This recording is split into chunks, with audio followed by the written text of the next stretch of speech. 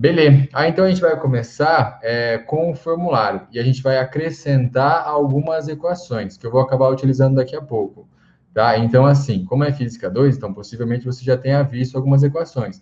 Ah, professor, eu não vi. Não tem problema. A gente vai ter aula só sobre isso, tá? Agora é para você colocar no seu formulário.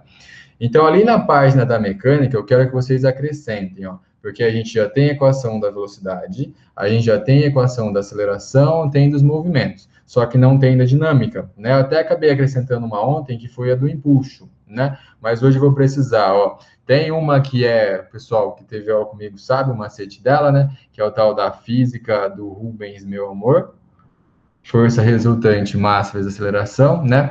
Depois da força, a gente também tem uma grandeza que é a energia. E para a gente analisar a energia, a gente vai usar pela equação do trabalho. Como que é o trabalho? O trabalho é a força vezes o deslocamento, né? Essa é a definição dele. Só que a gente vai ver que o trabalho só tem trabalho quando a força é paralela, né? Ou antiparalela. Então aparece um cosseno aqui também. Tá? Outra das equações. Aí você vai tentando lembrar aí, né? Qual que era a unidade de força? A unidade de força é, quando eu falo unidade, estou falando do SI já, né? É Newton. Quando eu falo trabalho é energia. Qualquer tipo de energia no SI é medido em joules, né? É medido em joules. Tem outra equação também importante aqui, que é a da potência. A potência, ela é a energia que você recebeu ou que você gastou num certo intervalo de tempo. Aí a potência é medido em watts, né? No sistema internacional é medido em watts. Essas equações aqui você acrescenta na mecânica, tá? Você acrescenta na mecânica. Beleza. Aí tem lá também a parte da termo, que tem as temperaturas, né? Aí tem gases. Aí confirma para mim, ó, mas acrescenta essa aqui também, que é a equação de estado, né? Equação geral de um gás, que é PV igual a nRT, né? Aí aqui eu não vou ficar falando o que é cada uma das letrinhas, né? Eu parto do pressuposto que você já tem uma noção, mas rapidão, ó. M de massa, a gente viu ontem, A de aceleração, aí o F já está aqui, força, né? D deslocamento. Aí aqui, grandezas novas. Pressão, volume, número de mols, né? A gente comentou sobre ele ontem. O R é uma das nossas constantes, que a gente vai aprender a analisar daqui a pouco. E o T de temperatura, né? Lembra que T maiúsculo é T de temperatura. Beleza? Então, PV igual a nRT. Deixa eu ver qual mais que eu vou acabar utilizando hoje. Aqui na termo é basicamente essa. Aí lá na elétrica, principalmente na eletrodinâmica, tem bastante equação aí que é de eletrostática, né? Tem lá do campo, da força, potencial, mas a eletrodinâmica não tem tanta. Então, espero que tenha, ó, que você acrescente se não tiver. A corrente é a carga dividido pelo tempo, e isso é importante, né? Até acabou acontecendo hoje no Telegram, foi até legal. Tá vendo que as letras se repetem? Então você tem que saber aonde você está, em que contexto que você está analisando. Porque ó, no mesmo exercício tinha envolvendo, é para isso que serve a Física 2, você misturando conceitos. Então, é exercício de eletrodinâmica com calorimetria. E olha só, tem Q de carga e tem o Q de calor. Então, você tem que tomar cuidado, você tem que saber a equação, você tem que saber o conceito dela, tá? Também tem a equação aqui que parte da potência. A potência ela é o I vezes o U, né? O Izinho, corrente elétrica, e o U é a DDP, né? A diferença de potencial aí no seu condutor. A gente tem também U igual a R vezes I, também conhecida como primeira lei de Ohm, né? A equaçãozinha do Uri. A gente tem também, eu vou colocar a segunda lei, ó, que é a equaçãozinha de um resistor, né, de como a gente calcula a resistência dele, que é a famosa equaçãozinha da rola, né, que a gente tem aqui o ρ, que é a resistividade, tem o L, que é o comprimento, e tem a A, que é a diária, tá? Esse A maiúsculo, ó, também, ó, para diferenciar Azinho, aceleração, o Azão é a área desse condutor. Beleza? Isso aqui na eletrodinâmica. Aí depois também eu preciso de algumas equações lá no magnetismo, que vai ser algumas, tem mais, tá? Tem mais que isso. Mas a gente tem uma equação que envolve a força magnética e envolve o campo, essa aqui é importantíssima para analisar daqui a pouco. A força magnética do tipo Q, VB, vezes o seno do ângulo, né? Lembrando que o Qzinho, essa aqui até a gente viu ontem, né? Lembrando que o Qzinho é carga, o V é velocidade, o B é campo magnético e o F é força. A gente tem também a força entre dois fios paralelos, né? Depois eu vou provar para vocês por que fica assim, mas ela fica um μ0 vezes a corrente 1 vezes a corrente 2, isso aqui dividido por 4π vezes a distância, 4π não, perdão, é 2π aqui embaixo. Desculpa, o 4π é o μ0. 2π vezes a distância, aí que tem o comprimento do fio, tá? Então, essa aqui é a força entre dois fios paralelos. Eu vou usar ela também.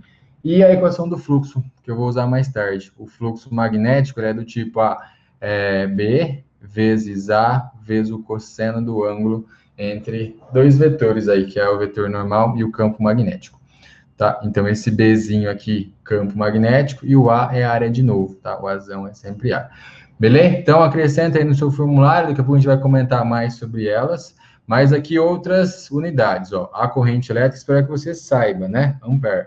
A potência já foi escrita hoje, que é watts. A DDP é medido em volt. E a resistência é medido nessa letrinha aqui, né? Que é o ômega maiúsculo, também conhecido como Ohm. Força e força medidas em Newton, a gente já conhece. O B medido em Tesla, tá? O B é medido em Tesla. E o fluxo magnético, ele é medido em Weber. Tá, o fluxo magnético medido em Weber. Professor, eu nunca vi fluxo magnético. A gente vai ver, a gente vai ter aula sobre isso, tá? Eu quero que você acrescente no formulário. Beleza? Então é importante a gente ter essas equações aí, tá? E mais algumas também. Se você... Mais três. Só mais três, prometo. Se você olhar na sua folha aí do formulário de ondas, tem quase nada, né? Só tem lá a equação principal e tem a equação de Doppler lá. Eu quero que você acrescente a de MHS, né? E só para avisar também, MHS, hidrostática e física moderna vão ser em janeiro, tá? Vão ser aulas aí abertas a todo mundo. As equações de MHS são três. Tinha uma que era assim, ó, x igual a cosseno de ômega t, mais o θ zero, mais o ângulo inicial, vou colocar θ zero mesmo. Aí tem a equação da velocidade, que é menos ômega vezes a, e, ó, principalmente o pessoal que estava ontem, as letrinhas vão se repetindo, e ela é sempre a mesma coisa, né? Lembra que o ômega é a velocidade angular. Aí aqui é seno de ômega t mais um θ zero. E da aceleração, essa é menos ômega quadrado vezes a, isso aqui fica cosseno do mesmo argumento, do mesmo termo. Eu estou passando isso porque na análise dimensional a gente vai aprender como que é a análise de uma função, qual que é a unidade de uma função, tá? De novo, as equações, se você não conhecer alguma, vai ter aula sobre elas, tá? Vai ter aula sobre elas. Beleza? Então, essas equaçõezinhas aí a gente vai precisar daqui a pouquinho, tá? A gente vai fazer várias análises, várias mesmo. E vamos lá. Lembrando que, para a gente padronizar as medições, foi criado um sistema internacional, né? Para que todo mundo fale sempre a mesma língua. Então, para que você venda arroz em quilograma e outra pessoa também, né? Para você não ter que ficar fazendo conversões. Tem país que não aceitou? Tem, é bem chato, né? Se você usa libra, usa pé, usa polegada, enfim, mas tem que ficar fazendo transformação toda hora. Sistema em inglês mesmo, a gravidade vale 32 ponto alguma coisa. Né? Fica uma coisa esquisita. A gente está tão acostumado com 10 é um número tão legal.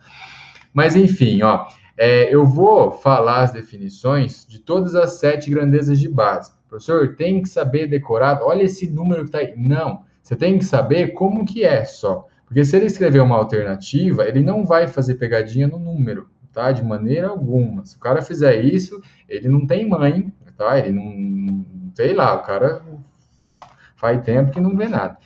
Enfim, mas só para você ter uma noção de onde que vem, não é um número aleatório, tá? Isso sofre evolução com o passar do tempo, sim, conforme a gente vai ver que o quilograma mudou ano passado, e é por isso que eu estou passando isso, tá? Para a gente estar preparado aí em possíveis definições que apareçam no vestibular, beleza? Então, o que a gente está tentando fazer? Eu vou começar com a massa.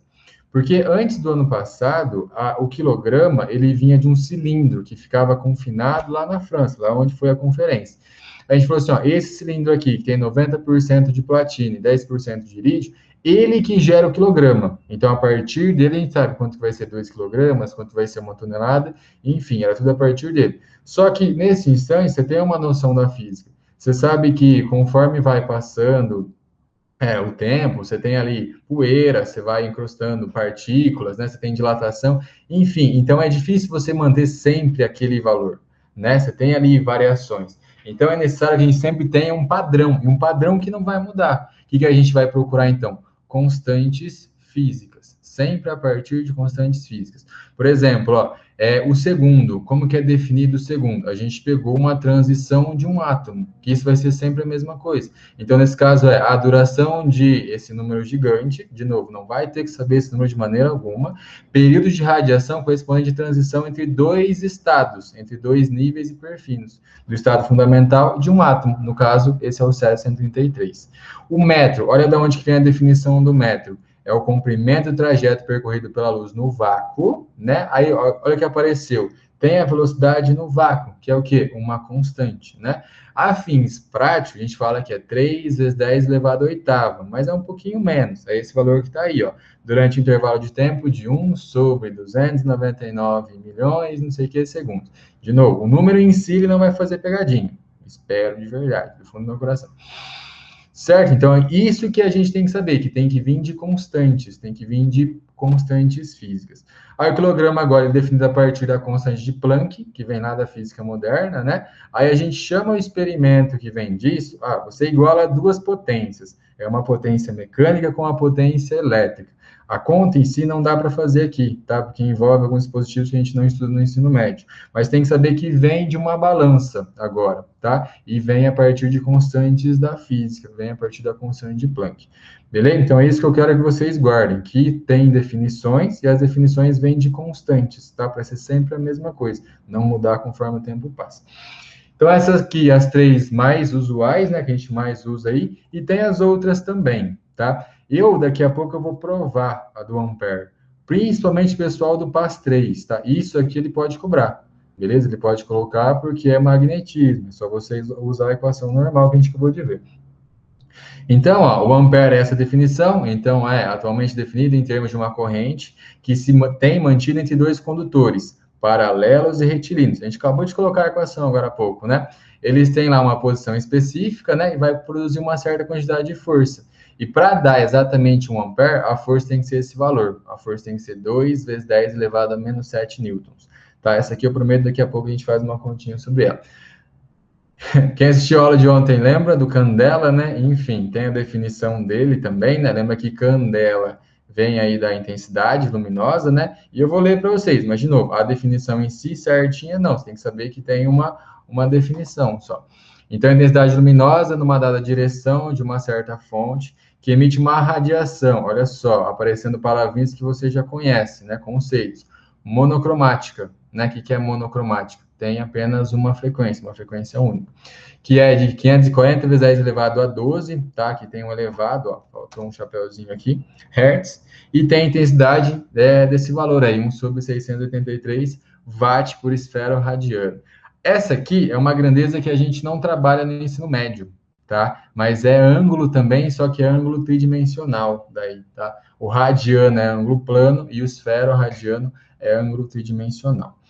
Beleza? Isso aqui você não precisa copiar, tá? Depois vai ter disponível ali para você, mas só para você ter uma base, uma diferente aí que você possivelmente nunca viu. E as outras duas, a gente usa. Essa aqui ele pode cobrar a definição certinha, né? Que é o Kelvin e é o mol. O mol é que você está mais acostumado, né? Da onde que vem o mol? Vem daquele número, de 6,02 vezes 10 elevado a 23 entidades elementares, né? Então pode ser partícula, pode ser átomo, pode ser qualquer coisa do tipo. E o Kelvin, ele é definido a partir da temperatura da água, o ponto triplo dela, tá? Então, ela é definida a partir do ponto triplo. Aí, com a escala Kelvin, essa sim é a temperatura de fato, né? Porque, se você lembrar, a definição de temperatura é agitação, né? Então, você tem que ter uma escala onde, se for zero, tem zero de agitação. Nesse caso, absoluta, nesse caso aqui, ó. Lembra que a Celsius, 0 Celsius, ainda tem bastante agitação, né? Você tem ali o gelo com várias partículas se movimentando.